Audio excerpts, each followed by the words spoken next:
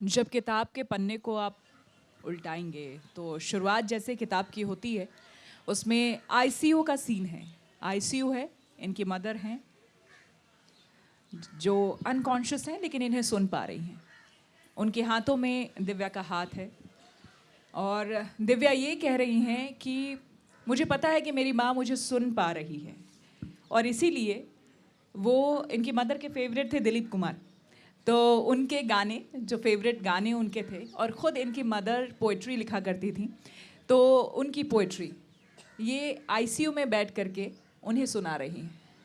एक माँ और बेटी का जो ये रिश्ता है और उस वक्त की जो फीलिंग है, उस भावना को आपको समझनी होगी। जब आप ये पढ़ेंगे, आई थिंक, मुझे लगता है कि तब आप बेहतर इस चीज़ को महसूस कर पाएंगे। दिव्या, वो क्षण कैसा था? क्या चल रहा था मन के अंदर? एक ऐसा शख्स जिसके लिए आप कहती हैं कि वो मेरा बैकबोन था। आज जो भी आप हैं उनकी वजह से हैं, आपका अस्तित्व उनकी वजह से है। Divya Dutta, over and all, आप जिस तरह से हैं, आप सिर्फ और सिर्फ उन्हीं की वजह से हैं। एक बड़ा अजीब सा ट्रांजिशन हुआ मेरी ज़िंदगी में। वो उस टाइम तो मुझे लगा बड़ी अजीब बात है एक्टर्स की ज़िंदगी में कि आपको लगता है कि हर चीज़ कहीं सीन तो नहीं है, और अगर नहीं है तो ये काश एक सीन हो और जल्दी से ख़त्म हो जाए। और वो मुझे एक फ़िल्म का सीन लग रहा था कि वो आप ब्लड प्रेशर देख रहे हैं, आप ये देख रहे हैं, और मुझे लगा ये सीन अब जल्दी से ख़त्म हो जाए। लेकिन वो उस चीज़ को मैं शायद एक्सेप्ट नहीं कर पाई थी, 2 साल नहीं एक्सेप्ट कर पाई। अब कहीं ना कहीं शायद लाइफ में सीखती रही, और ये आई थिंक ज़िंदगी सबसे बड़ा टीचर है। तो बाहर ढूंढने के बजाय शायद मैंने उन्हें अपने अंदर बसा लिया है।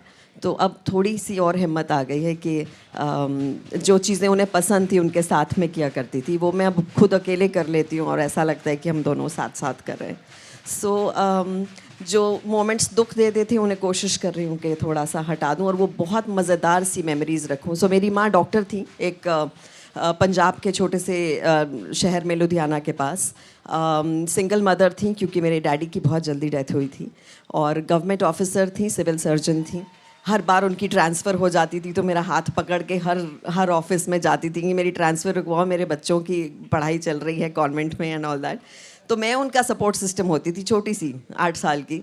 तो मुझे लगता था कि मैं इनका बेटा हूँ या जो भी हूँ, तो एक दूसरे का साथ हम हर बार निभाते थे।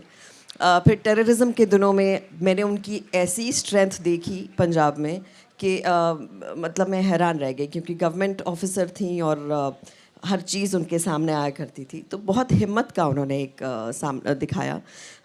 फिर उसके बाद जब मुझे फिल्मों में आना था तो पूरी फैमिली ने, आज से 20-25 साल पहले लोग रियलिटी शोज़ नहीं देखते थे, डांस शोज़, आज तो बहुत कुछ आता है।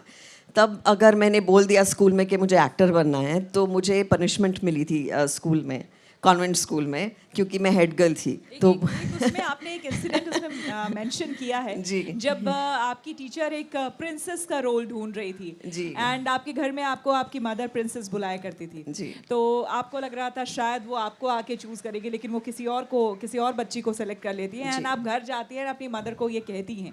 वो बताइए ज़रा सा। वो पहले मैं ये बात खत्म कर दूं तो वो जो फिल्मों का एक मुझे शौक चढ़ा कि मुझे करना है, तो एक वही औरत थी जिन्होंने कहा कि तुम्हें पक्का करना है। मैंने कहा हाँ करना है, मेरे घर में सब डॉक्टर्स हैं।